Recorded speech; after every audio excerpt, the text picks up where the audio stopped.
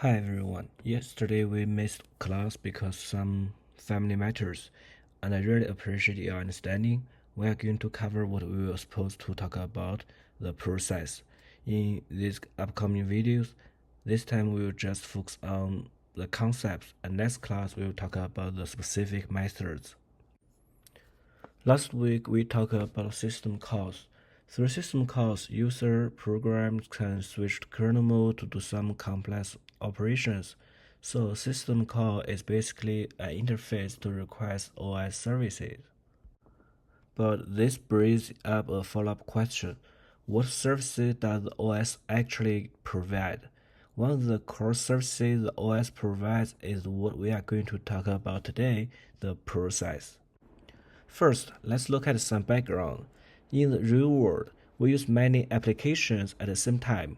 For example, when we watch YouTube through the Chrome browser, we are actually using two applications at once. But the reality is most computers only have one CPU to handle tasks. Of course, for some high-performance CPUs, maybe we have a few more cores to deal with multiple different tasks at the same time. But even with multiple cores, we still face a problem. What if the number of tasks we need to run at the same time is way more than the number of cores? Today, that's a very common scenario. In the development of operating systems, this problem was one of the first to be solved. The answer is to create an illusion for different programs, making each program believe it has an entire CPU. This is the essence of the virtualization, as we discussed before. From this diagram, we can see the relationship between processes and CPU. We make one physical CPU pretend it's multiple virtual CPUs, and then each virtual CPU works full-time on one process. We call this illusion a process. Now let's look at the definition of a process. A process is a running instance of a program. Notice that a program is static code saved on the hard disk. We can't call this static code a process. Only when we actually run the code and it becomes a running instance, then we can call it a process. Therefore, one program can correspond to multiple processes. Here's a very typical example. We only have one Chrome browser, but we can open many windows to visit different websites. Each window corresponds to a specific Chrome process. By default, Chrome will not let these processes access each other. They are isolated. Once again, I want to emphasize the difference between a program and a process. Many people mistakenly think they are the same thing, but fundamentally they are completely different. A program is static code sitting on the hard disk, but a process is a dynamic instance in memory. They have different lifetimes. As long as you don't delete it, a program will stay on the disk forever, but a process is temporary. It doesn't last forever. Also, we can only access different processes using a process ID, not a path, which is very common for programs. We can think of a program like a recipe. It's static instructions written on paper, but cooking becomes a process that's actually executing the recipe. I hope this analogy can help you remember the difference between a program and a process. Now, let's discuss the most important question about this topic. What makes up a process? First, I believe most of you should have this insight. A process needs memory because we said earlier that a process is built on the foundation of memory. The data and code loaded by the process are all in memory. Specifically, the process divides memory into four parts: code, data, heap, and stack. We will explain heap and stack in detail later. As for data and code, these are just the regular understanding you'd expect. Besides that, a process also has CPU context.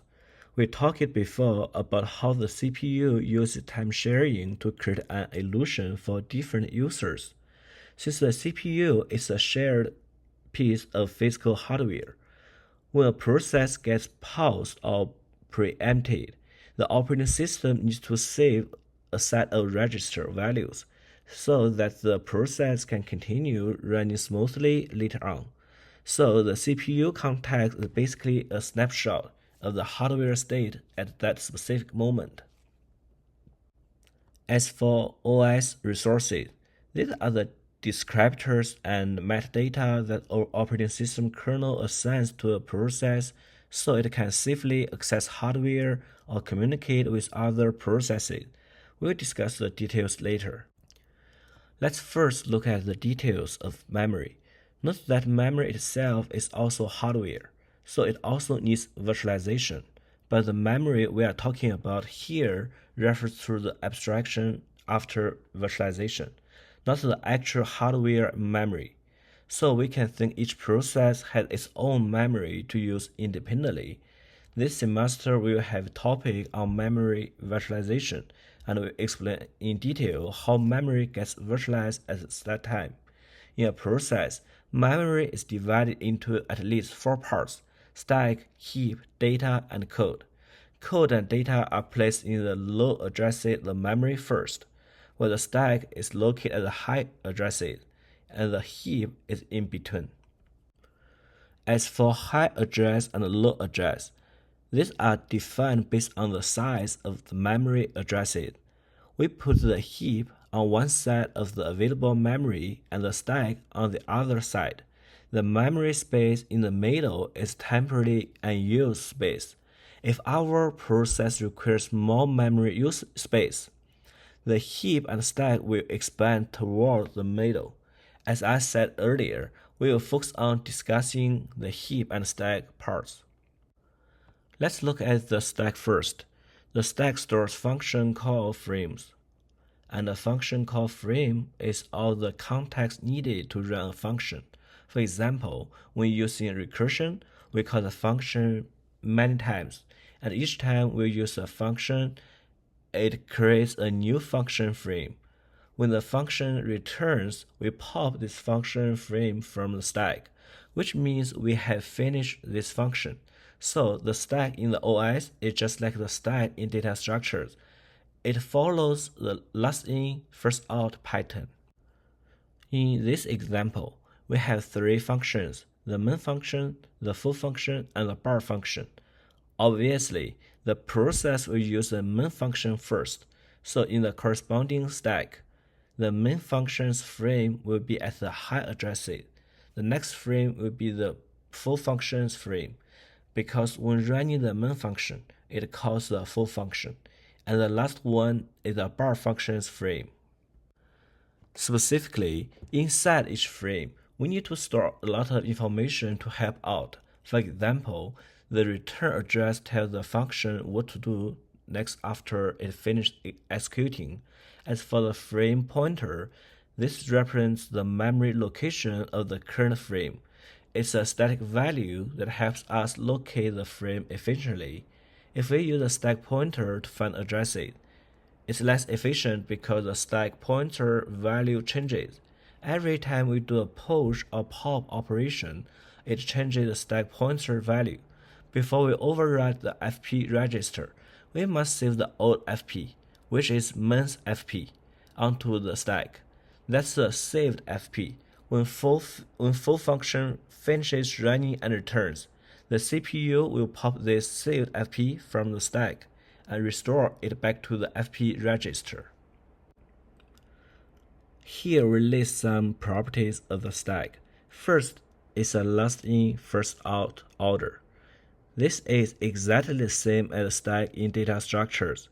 Then, the operations in the stack are not manually controlled by the user. The compiler arranges the stack layout when compiling the code. Also, to ensure efficient access to memory contents through a stack pointer, the stack requires continuous memory space. Finding a large amount of continuous available space in physical memory is very difficult, so the stack has a limited size. but what we get in return is fast, speed, and efficiency. As for the heap, this is a region of the process address space reserved for dynamic memory allocation at runtime. Stack is for what you are doing right now. Heap is for what you need to remember for later. The compiler will decide how much space needs to be reserved for the heap. One very important function of the heap is for dynamic memory allocation. Dynamic memory allocation means allocating memory at runtime instead of compile time. Many times, like in this example, we have some placeholders as input rather than the specific numbers. So the compiler doesn't know how many elements the user requests at runtime. In this case, we have to use dynamic memory allocation at runtime. As we discussed before, the heap goes upwards to use the unused space, while the stack goes downward. With this arrangement, we can maximize the use of space.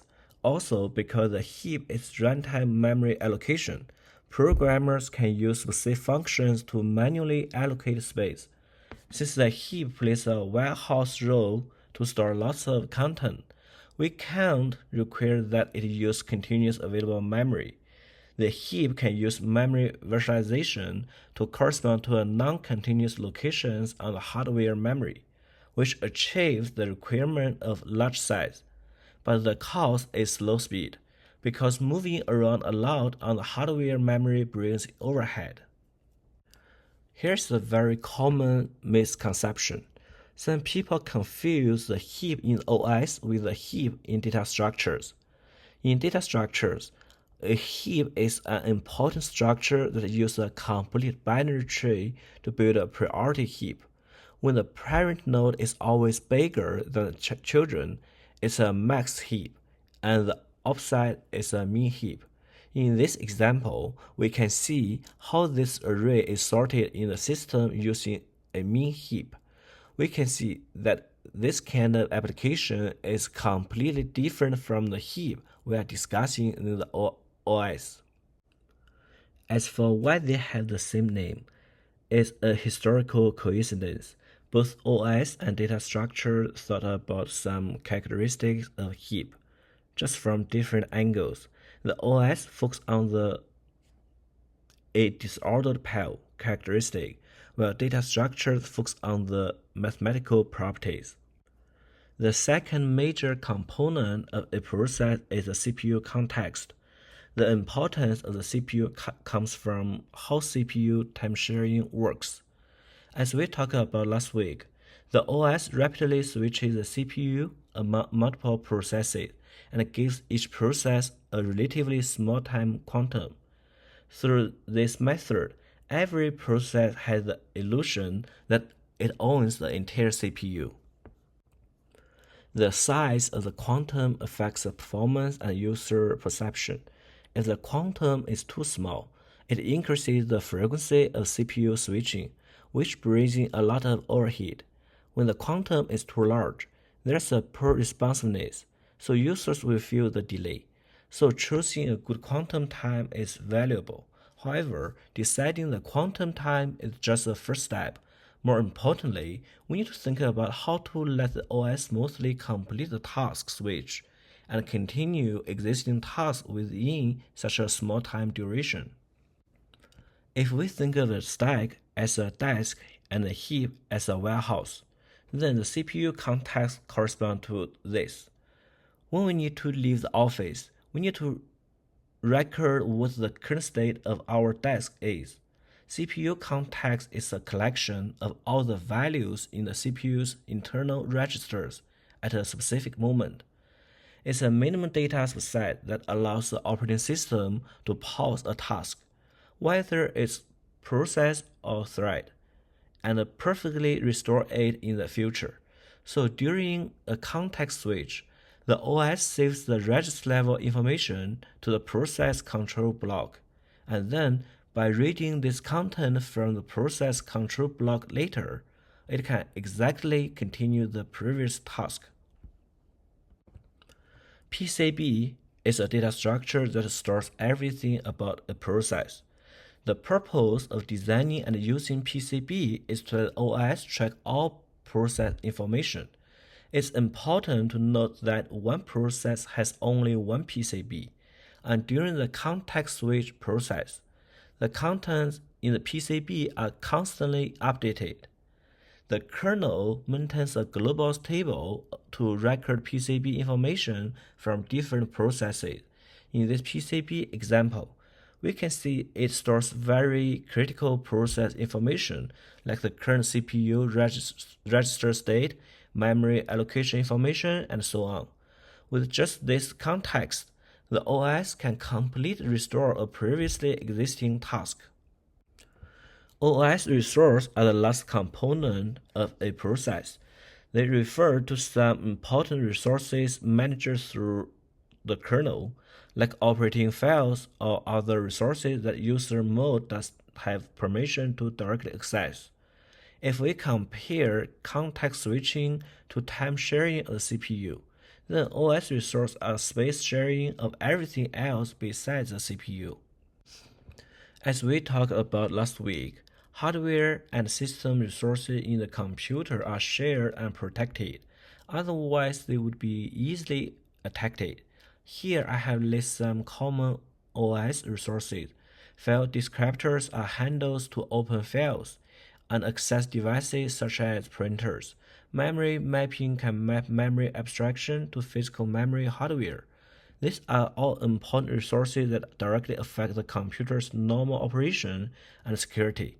Specifically, we have inter-process communication here, which is a way the OS provides for different processes to communicate with each other. This isn't the focus of our current topic, but it's very important content, and we'll discuss it carefully in our future studies. By default, different processes absolutely cannot communicate with each other. This is one of the core design principles of the OS. Process isolation. If we allowed processes to randomly read and write each other's memory, what would happen? It would be a nightmare for security and stability. Since they cannot directly go through the wall, if they really need to communicate, the operating system kernel must act as the middleman. This whole mechanism is collectively called IPC. This is a kernel-controlled channel that can establish a communication channel for different processes. A process is the smallest unit for the OS to allocate resources. It mainly includes virtual memory, file descriptors, and information saved in the process control block, or PCB. Here's an example of the process's OS resources. All this information needs to go through the kernel to be accessed and used. It's especially important to note that although the CPU is also hardware, a process doesn't own the CPU. It just borrows the CPU. So in the OS resources, we won't list the CPU. Also, the OS automatically manages a process resources. When a process exits, the OS will automatically release and clean all the resources being used, which frees up space for other processes to use and improve efficiency. Finally, let's look at some main process states. Note that a process is not always running. A complete process lifetime involves transitions between multiple states. There are 5 main states: new, ready, running, waiting, and terminate. As shown in this table, new, running, and terminate are pretty easy to understand. The main thing is to distinguish between the ready and waiting states. Ready means waiting to be executed by the CPU, while waiting means waiting for some specific event, like going into kernel mode through a system call and then waiting for the kernel mode to return. Specifically, at any time on one CPU core, there's and can only be one process in the running state. In this diagram, we have listed the common state transition flow and marked the regular transition events. Please pay special attention. Queue is not a regular event, but an abnormal event. Normally, we don't expect to see queue, so I use a red dashed line to show the result of queue.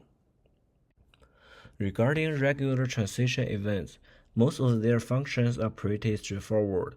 What you need to pay special attention to is the difference between preempt and yield. Although they share a flow from the running state to the ready state, they are fundamentally completely different. Yield is voluntarily giving up resource because the process knows it doesn't need a CPU temporarily. Preempt is being forced by the OS to give up resources. The most common reason is that the time sharing quantum time is up, or the CPU was assigned a high priority task, so the CPU resource will be given to this high priority task. This is the main content of our part 1. In this video, because of time limitations, I didn't specifically emphasize every single concept on every page, but please note they are all important. They are the foundation for understanding the complex working logic of the OS. I hope you can review the slides again by yourself, and if there's anything you are unsure about, you can ask AI or send me a message. Now let's do a quick summary. Process belongs to CPU virtualization. Specifically, it's a running instance of a program. A common mistake is to confuse program and process. Strictly speaking, these two are completely different. One is static code and the other is a dynamic running instance. Just like the relationship between a recipe and cooking, the most important part of this topic is what makes up a process. There are 3 parts: memory, CPU context, and OS resources. To better store the CPU context and some important static metadata, like PID, the process ID, the OS provides a special data structure, the process control block. Finally, we cover the regular states of a process and the corresponding transition events. Through the process mechanism and CPU virtualization, the OS gives each user an illusion that it has an entire CPU, so it can handle lots of tasks at the same time, like browsing YouTube on Chrome while shopping on Amazon. Finally, let's think about a question. The abstraction is clear, but how do we use it? This will be the topic of our next class.